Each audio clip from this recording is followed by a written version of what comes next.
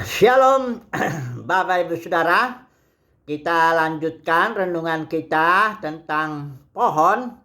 Dan kali ini kita akan bicara tentang pohon kehidupan yang di Taman Eden itu. Nah, kita tahu bahwa pohon itu simbol daripada manusia ya, menyimbolkan manusia. Nah, sekarang siapakah pohon kehidupan ya? Menyimbolkan siapa itu pohon kehidupan yang ada di Taman Eden. Nanti di Yerusalem Baru juga ada.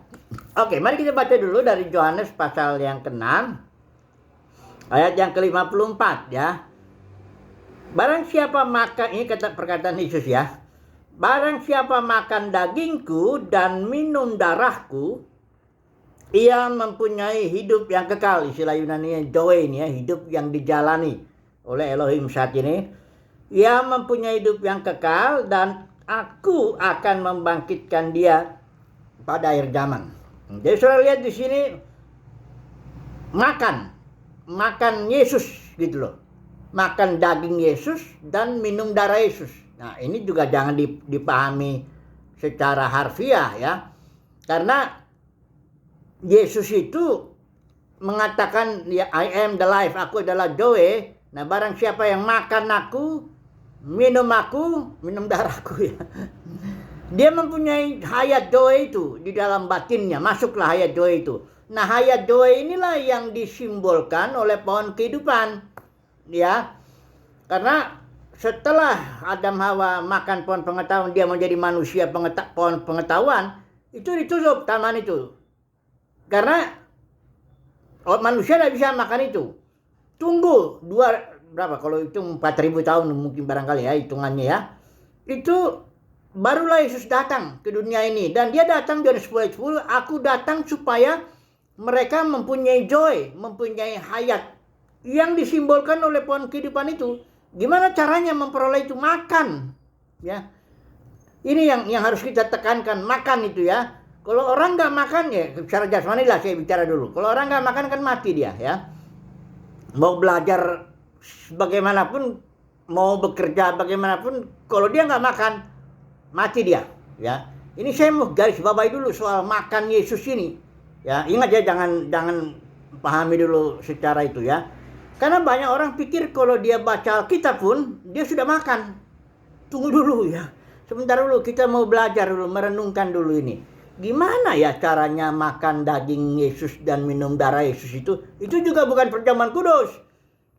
Karena perjamuan kudus itu simbol juga. Masa dari pengertian simbol ke simbol? Enggak.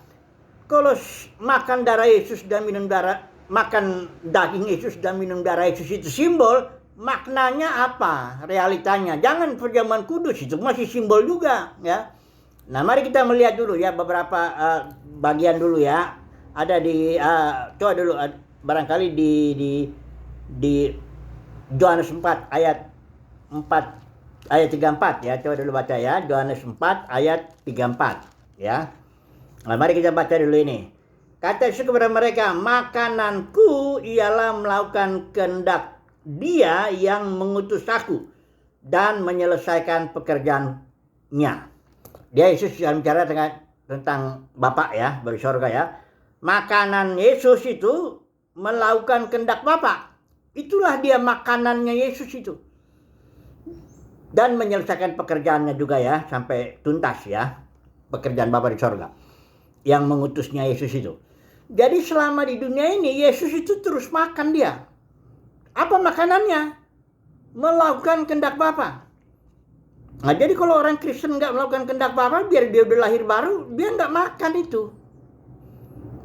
Jadi jangan langsung pikir, oh kalau dia pendeta aktif di dalam dunia kekristenan, oh berarti dia makan. Enggak juga, tunggu dulu. Ya sebentar dulu ya, kita mau renungkan ini baik-baik. Karena yang disebut makan ini para pemenang ini. Coba kita baca dulu Wahyu 2 ayat 10. Wahyu 2 ayat 7 ya. Ini Wahyu 2 ayat 7. Mari saya baca ya. Siap, bawahnya itu. Barang siapa menang, dia akan kuberi makan dari pohon kehidupan yang ada di Taman Firdaus Allah. Saya pakai lagi ya. Nah, itu para pemenang yang bisa makan itu ya. Enggak semua orang Kristen pemenang. Saudara kalau baca Wahyu pasal 2 pasal 3, Saudara akan lihat itu gereja udah jatuh di zaman Rasul Yohanes ya oleh ajaran Jebel, Bilian, Nikolaus, saya sering ngomong ini. Nah, dan solusi Tuhan tuh bareng siapa menang dipanggil, siapa yang menang ya. Kalau dalam dalam Wahyu 17 itu bareng yang menang tuh yang dipanggil, lahir baru dia. Tapi dipilih ya, barulah dia setia. Itulah pemenang. Nah, pemenang ini yang makan pohon kehidupan, yang makan Yesus, makan daging Yesus dan minum darah Yesus. Karena persoalan makan ini anugerah, kasih karunia. Kalau orang juga dipanggil ya, jadi Kristen, lahir baru, mendapatkan hidup doe ya, itu kasih karunia juga, dipanggil, namanya juga dipanggil. Tapi banyak orang Kristen nggak tahu bahwa kita masih butuh satu lagi kasih karunia Tuhan. Dalam arti kita dipilih ya, dari antara yang dipanggil gitu ya. Para pemenang itu yang dipanggil, lahir baru, dan dipilih untuk apa? Untuk bisa makan daging Yesus dan minum darah Yesus setiap hari. Dengan cara apa? Melakukan kehendak Yesus. Makanya 210 ayat 27 bilang, domba-dombaku mendengarkan suaraku dan mereka mengikut aku. Nah, banyak orang Kristen dalam kekristenan itu tidak ngikut Yesus itu. Dia ngikut pendeta A, pendeta B. Kadang-kadang sampai fanatik sekali. Kalau Yesus dikritik, dihina, dia diam aja tuh. Tapi kalau pendetanya dikritik, pendetamu tuh rakus uang tuh, ngajarin persepuluhan, buah sulung, makan duit aja kerjanya. Ngamuknya. Jangan menghakimi. Karena dia sedang mengikut. Dia memang pengikutnya si pendeta A, pendeta B, ya, mengikuti aliran tertentu, aliran B, aliran C, macam-macam. Jadi jangan dulu saudara pikir kalau orang Kristen lahir baru dan mengaku kekristenan, itu berarti dia mengikuti Yesus. Enggak.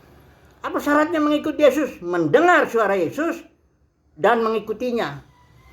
Jadi harus dengar suara Yesus. Makanya itulah dia. Kalau nggak dengar gimana mau ngikut Yesus? Kalau nggak dengar suara Yesus gimana mau melakukan kehendak Bapa? Kehendak Yesus. Kalau nggak dengar suara Yesus, gimana bisa mengikuti dia kemana saja Yesus pergi?